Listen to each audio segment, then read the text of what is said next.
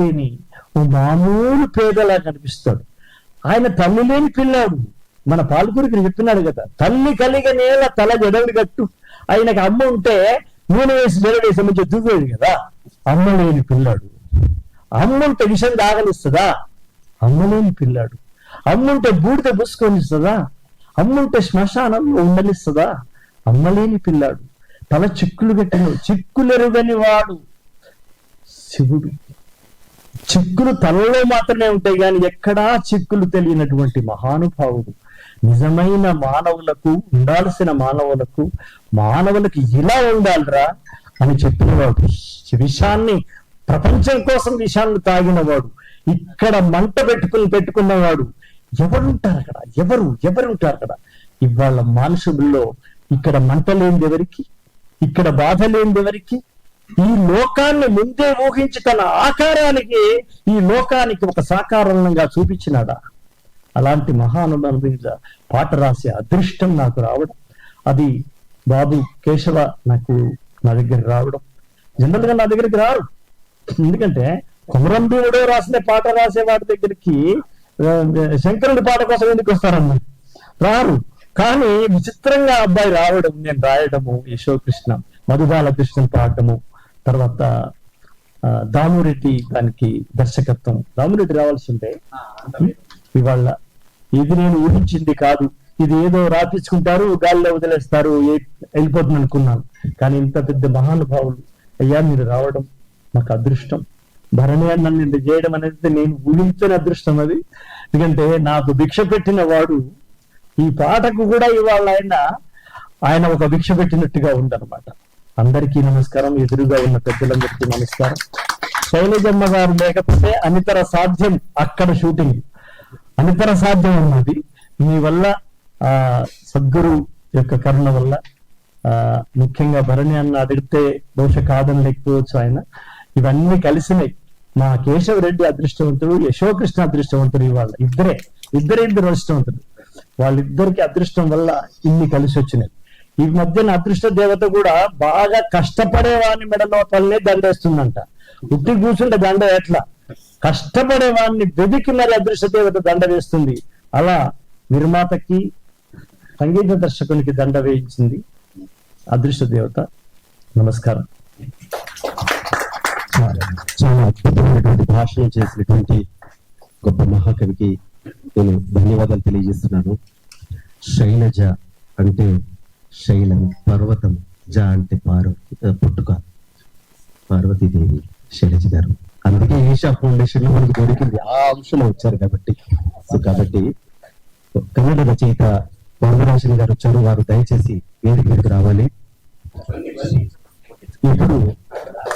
ఇప్పుడు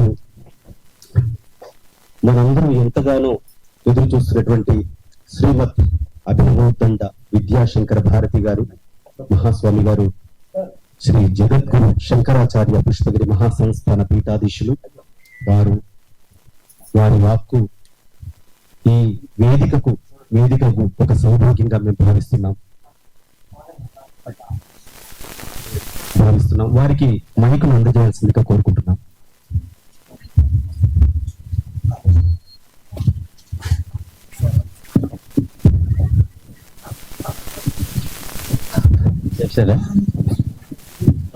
శ్రీ గురుభ్యో నమః. శంకరం శంకరాచార్యం కేశవం బాదరాయణం సూత్రభాష్యకృతో వందే భగవంతో పునః పునః. శ్రుతిస్మృతిపురాణానాం ఆలయం కరుణాలయం నమామి భగవత్పాదశంకరం లోకశంకరం. సత్యజ్ఞానసుఖస్వరూపమమలం క్షీరాబ్ధిమధ్యస్థితం యోగారూఢమతిప్రసన్నవదనం భూషా సహస్రోజ్వలం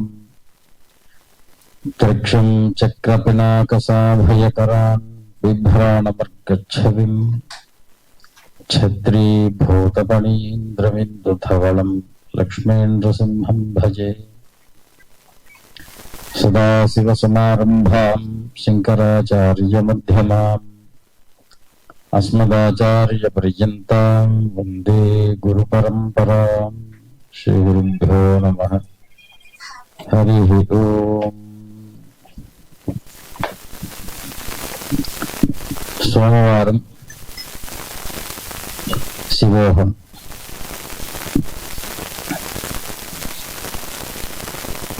ప్రదోషకాలం. ప్రమథగణ పరివేష్టితమైనటువంటి కైలాస పర్వత ప్రాంగణం ఈ సభ శివోహం. ఎందుకంటే శివగుణం మాత్రమే రాగలిగినటువంటి శివకీర్తన శ్రవణానికి మీరందరూ వచ్చారు అంటే మీరందరూ శివుణ్ణి అహం అనుకున్నారు కాబట్టి ఇక్కడికి వచ్చారు. మాకు తనికెళ్ళ భరణి గారు ఫోన్ చేసి శివోహం పాఠ ఆవిష్కరణ, దానికి మీరు రావాలి, మీ చేతితో ఆవిష్కరణ చేయాలన్నారు. మామూలుగా అయితే సోమవారం సాయంకాలం పూట మాకు పీఠ అర్చన వారాల్లో సోమవారం మాకు అధికంగా ఉంటుంది. కానీ ఆ అర్చన ఈ అర్చన రెండూ కూడా సమానమైనటువంటి రచనా సామగ్రితో శుద్ధాల అశోక్ తేజ గారు శివోహం అనేటి ఒక అద్వైత సిద్ధాంత భావనను కలగజేశారని చెప్పి ఆ అర్చనను కొద్ది కాలానికి ఈ రచన ఆవిష్కరణకు వచ్చేసాము ఇవాళ సోమవార కాలాన్ని. దాని మీద వారు అన్నారు ట్రైబలుడు అని. నిజంగానే అది చాలా అద్భుతమైనటువంటి సమన్వయం. ఎక్కడా లేనటువంటి భావన ఒక్క కైలాస పర్వతంలోనే మనకు కనిపిస్తుంది. అద్వైత భావన అక్కడ రెండవది లేదు, ప్రగతి శివమయం. ఎవరికి వారు శివుణ్ణి చూసి ఈయన మావాడు అనుకుంటూ ఉంటాడు కనుకని కైలాస పర్వతంలో ప్రమథగణాది భూత పరివేష్టితుడైనటువంటి ఆ శివుడు మౌనంగా ఉంటే శివగణములైనటువంటి ప్రమథగణాలన్నీ కూడాను కీర్తనతో శివోహమని నర్తిస్తూ ఉంటాయట. అదే ఇవాళ వారు గానాల్లో మనకు చూపించారు. ఒక్కొక్కరు ఒక్కొక్క గానాన్ని చూసేటువంటి దృష్టికోణం ఒక రకంగా ఉంటుంది.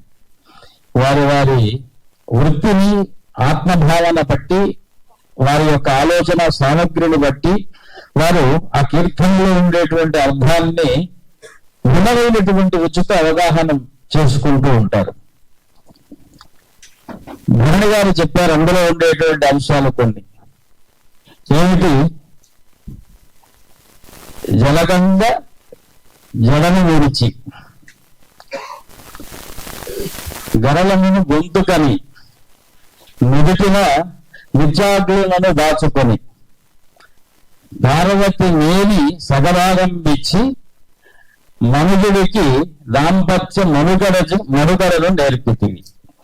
చూడండి, అది వారి యొక్క దృష్టిలో అద్భుతమైనటువంటి జీవన ప్రమాణం. అంటే వారు ఇవ్వదలుచుకున్నటువంటి మెసేజ్ ఏమిస్తున్నారు మనకు? ఇవాళ సంసారం ఎలా ఉండాలి, ఎన్ని బాధలు ఉన్నప్పటికీ కూడా నీ వారిని నీలో నీగా అహంగా శివోహంగా చూసుకోవాలి తప్ప నీకున్న అహంతో ఎదుటి వారిని శవాలుగా మార్చేటువంటి పరిస్థితికి తేకూడదు. ఇది ఈరోజు శివోహంలో మనము మానవాళికి ఇచ్చేటువంటి ఒక మహా ఉపకారమైనటువంటి వార్త. ఎందుకంటే సంసారాలన్నీ కూడా చిన్న చిన్న కారణాలకు ఇందాక మన శుభాల అశోక్ తేజ్ గారు చెప్పినట్టు గోళ్ళు ఇవ్వలేదని చెప్పి గోటికి పోయేదాన్ని గొడ్డల వరకు తెచ్చుకునేటువంటి పరిస్థితి అయిపోయి డ్రమ్ముల్లో దాపెట్టి కుక్కర్లో ఉడికించే పరిస్థితికి వస్తుంది. కాబట్టి అవేమీ లేకుండా శివుడి తత్వాన్ని ఒకసారి మనసారా ఈ పాటను చదివితే శివుడికి ఎంతటి కష్టం ఉన్నప్పటికీ కూడా కష్టాన్ని ఇష్టంగా మార్చుకొని తన వారిని హక్కును చేర్చుకునేటువంటి ఆ ముక్కంటి ఒక ఇంటిలో ఉండేటువంటి వారిని అందరూ కూడా తన ఒంటిలో ఉండేవారిగా చేసుకుంటున్నాడు. తన ఇల్లు కాదది, తన ఒళ్ళు అనుకుంటున్నాడు. తన ఒళ్ళే ఇల్లై తన వారికి అందరికీ కూడా ఇలలో ఎలాంటి యోగములు కలగజేయాలో ఇందాక మన వారు చెప్పారు. యోగము అనివాదిరష్టవ విభూతిర్ భూతిరైశ్వర్యం. దానికి ఇంకొక పేరు కూడా ఉన్నది, భస్మము అని. ఎందుకంటే ప్రపంచంలో ఏది కాలినా చివరి రూపం అద్వైతం, భస్మం.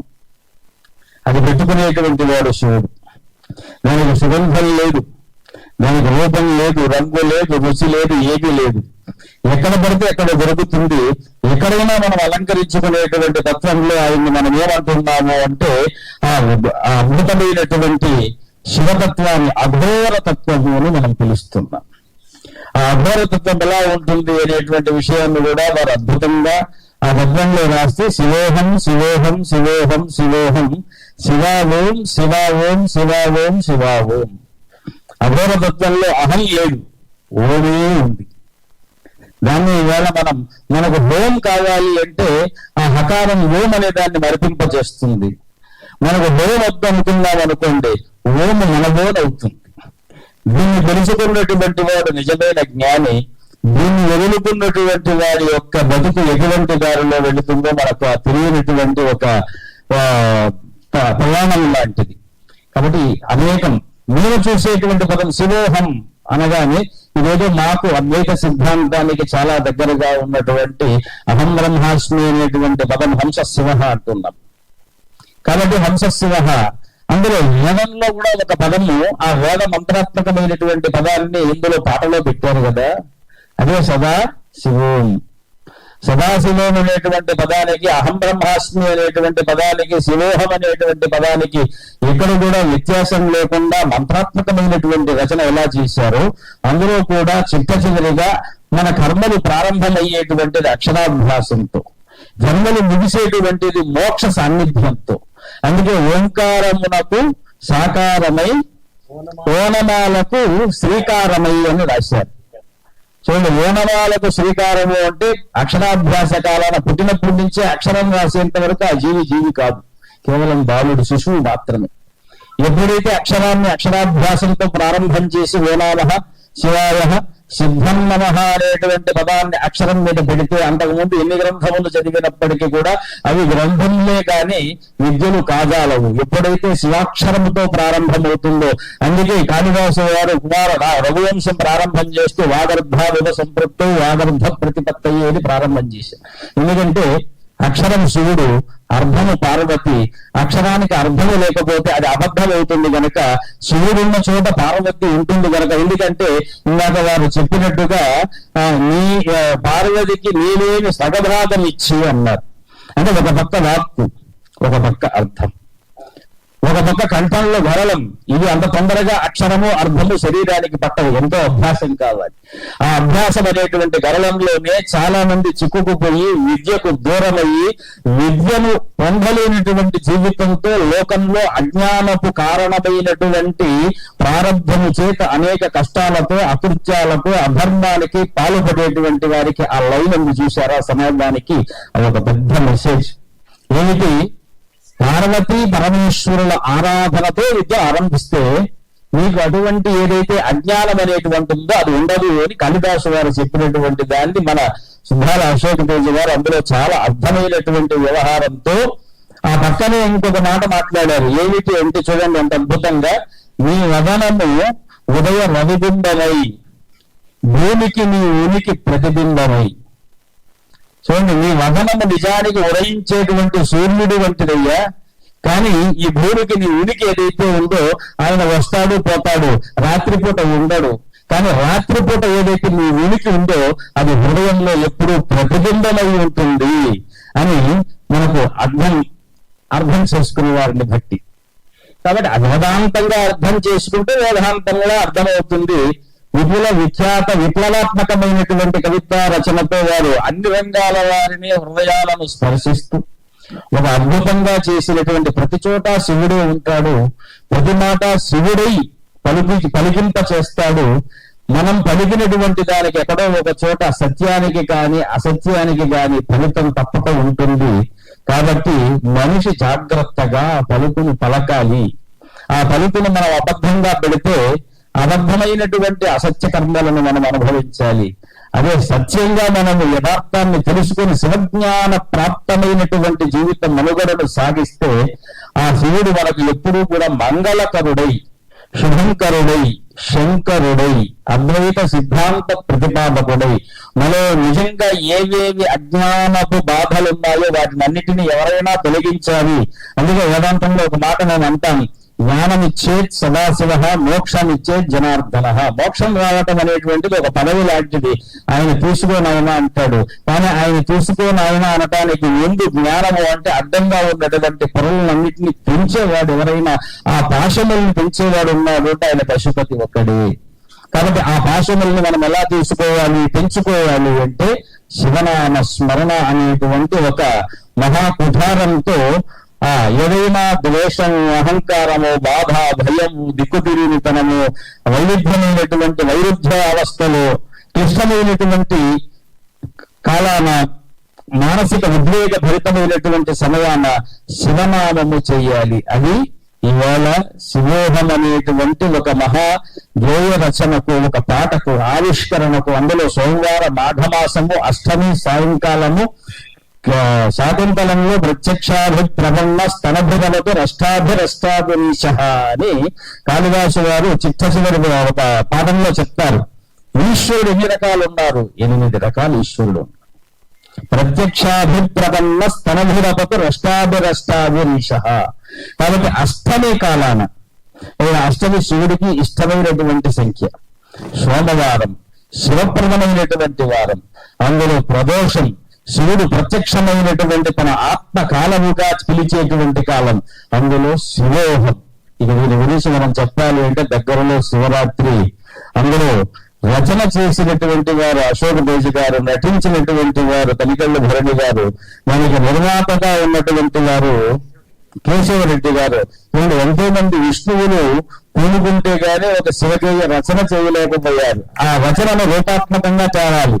యశోకృష్ణ గారు మ్యూజిక్ డైరెక్టర్. తర్వాత పాట పాడినటువంటి వారు మధుబాల కృష్ణన్ గారు. యశోకృష్ణులు, మధుబాల కృష్ణులు. ఎందుకంటే మధువనంలో ఉండేటువంటి, మధువనంలో ఎప్పుడూ మనకు భాగవతంలో బాలకృష్ణుడు ఉన్నాడని ఎక్కడ ప్రమాణం లేదు. మధువనంలో మధువనంలో ఉండేటువంటి కృష్ణుడు ఎవరైతే ఉన్నాడో ఆయన్ని గోపికా కృష్ణుడు అంటాం. కానీ మధువనంలో ఉండేటువంటి గోపికలకు కృష్ణుడు మాత్రం బాలకృష్ణుడే. ఈ అన్వయాన్ని తెలుసుకుంటే కృష్ణుడి యొక్క తత్వం మనకు అర్థమవుతుంది. వీళ్ళ ముగ్గురి శ్రమను మనం చూస్తే శివోహం యొక్క అంతరార్థం మనకు అర్థమవుతుంది. ఈ విషయంలో శ్రమించినటువంటి ప్రతి ఒక్కరికి కూడా పరిపూర్ణమైనటువంటి శివానుగ్రహము తప్పక లభిస్తుంది కాదు, లభించింది. ఇంకా 3 భాషలలో ఈ యొక్క పాట రచన గావింపబడి ఆవిష్కరించుకునేటువంటి కాలములు ముందున్నాయి. అది శివానుగ్రహ పాత్రతకు వాళ్ళందరూ కూడా పాత్రులై గోయల్ గారు, తర్వాత మన కర్ణాటక నుంచి వచ్చారు వరదరాజన్ గారు, తర్వాత ఇంకా ఎవరు రావలసినటువంటి వారు ఉన్నారు, వివేక్ గారు. వారేంటండి తమిళంలో రాస్తున్నారు. హిందీ, కన్నడ, తమిళం, ఫస్ట్ తెలుగు. ఎందుకంటే దేశ భాషలందు తెలుగు లెస్స అన్నారు.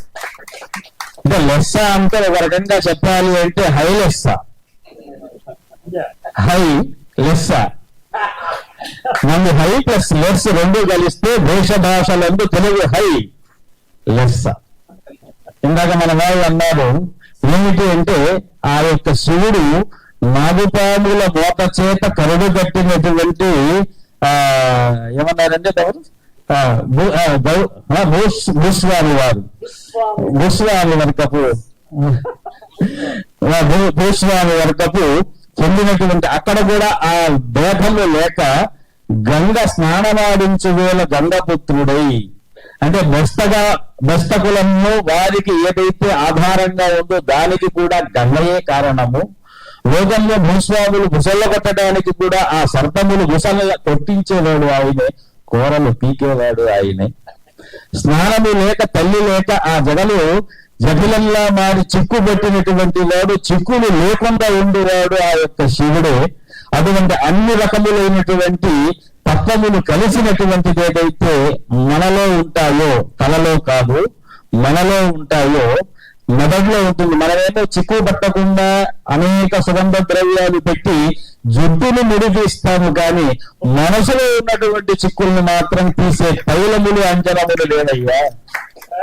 కంటికి పట్టినటువంటి చూపు ఉన్నదన్న అహంకారము చేత కంటితో చూసేవన్నీ నాకు కావాలనుకుంటాము తప్ప ఇచ్చే శంకరుడు మీలో ఉన్నాడా లేదా అనేటువంటి జ్ఞానము మనకు లేదయ్యా.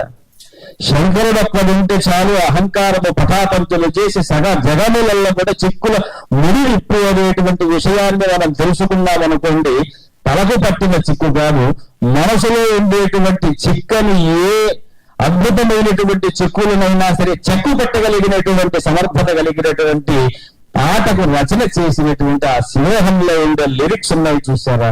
మనం రోజు వేదాంత తత్వంతో అర్థం చేసుకుంటే నిజంగా అన్ని ప్రస్థాన భాష్యాలు చదవక్కర్లేదు, అందులో ఉండేటువంటిది నీలో చూస్తే చాలు. ఎందుకంటే నీకంటి చల్లదనము వెన్నెలై వికసించు, వెన్నెలై ఈ నేల నీకంటి వెలుగులే వేసవిలో ఏదైనా. చూడండి, ఆయన చూస్తే రాత్రిపూట చంద్రుడి కన్నులతో చూస్తూ ఉంటాడు, చల్లగా చూస్తూ ఉంటాడు.